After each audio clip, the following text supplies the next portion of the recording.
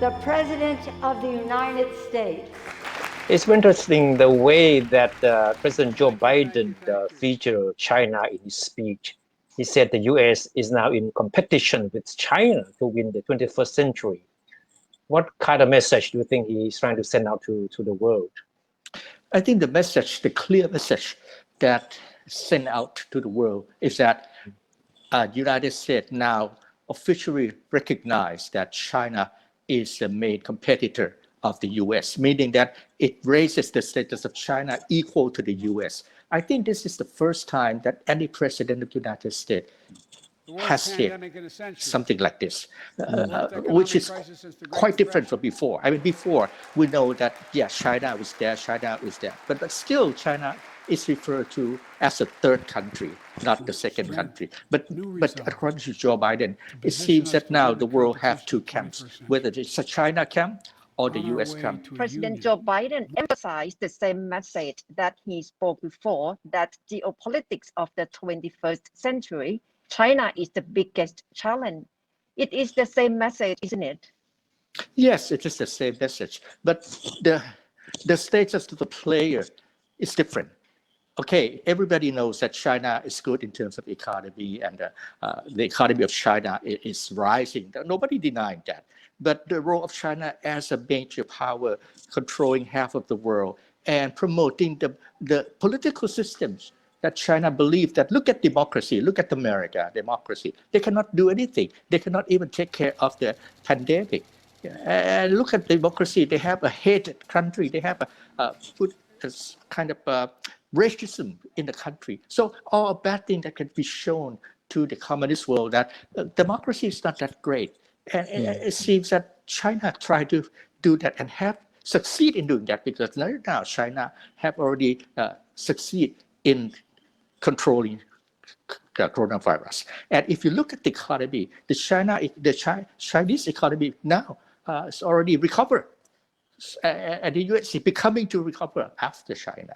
So in a way, it seems that China seems to be leading the U.S. in a certain way right now.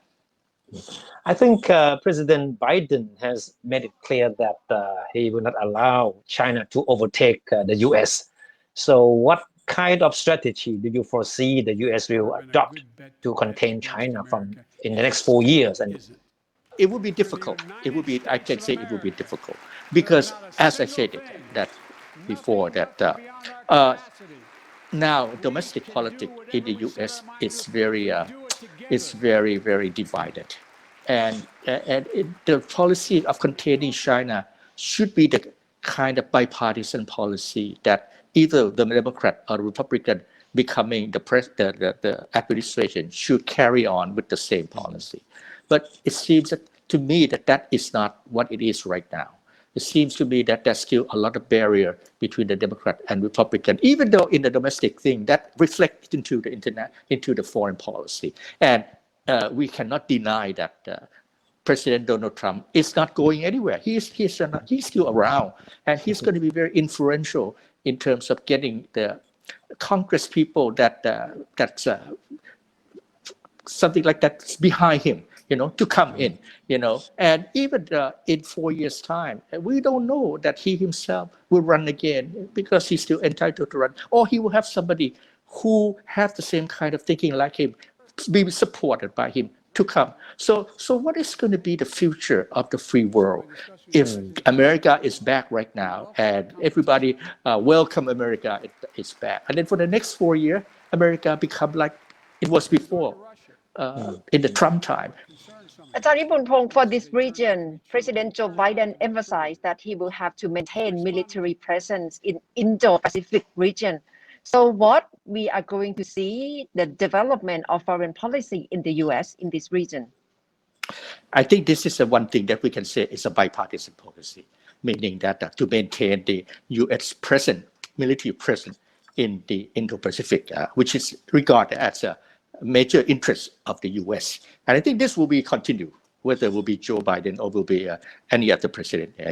But the things that are changing right now is that I think Biden seems to make a decision clear right now that we cannot fight two wars at the same time. And it's been like this for a long time. So we need to get out of one war if we are going to be in another war. So I think Biden decided to come out of the Middle East from Afghanistan. I think this is one of the reasons, because he realizes that the challenge from China is going to be increasing, not decreasing, but increasing year after year. So therefore, the US have to prepare full potential of military presence in that area. And that's why I think he's going to try to bring the military units from the Middle East into the Asia Pacific to make sure that the US not just only say it, but the US would like to maintain this area as an area that China can have full influence with. And this is supported by Australia, Japan, and major European countries, which see the same thing, that we cannot have China as, or we try to control the whole Asia as the China sphere.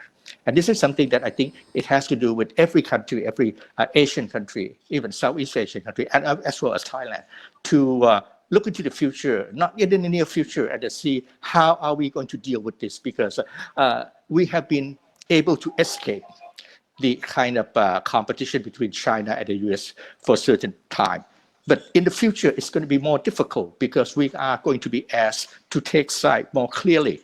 And that's going to be difficult for a leader of any Asian country to decide on that.